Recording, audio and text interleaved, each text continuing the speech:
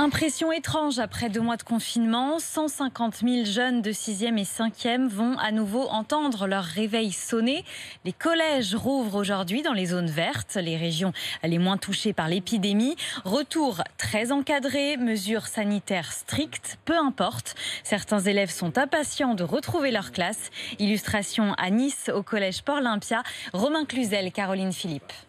Après 65 jours sans aller au collège, le temps commençait à être long pour Arthur. Ce matin, il retrouve sa classe de 5e. On portera des masques, on restera à 1 mètre, mais j'ai vraiment très hâte, comme ça je pourrai voir mes copains. Mais aussi ses professeurs pour poser plus facilement des questions. C'était un peu compliqué parfois de travailler tout seul. Par exemple, il y avait une leçon de maths, j'avais pas trop compris le fonctionnement des leçons. Si tu les comprends pas, il n'y a pas un professeur qui peut te les expliquer. Son père, Jean-François, lui aussi est heureux de passer le relais. On a mis un point d'honneur à rendre en temps et en heure les devoirs qu'ils devaient rendre.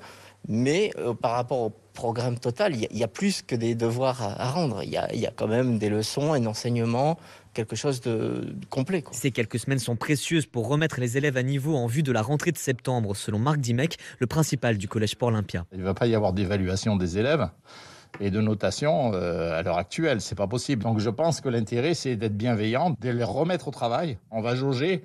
Les enseignants vont faire ça pour essayer de relancer la rentrée. Et pendant les vacances cet été, ils ont aussi prévu d'organiser un soutien scolaire pour les élèves les plus en difficulté.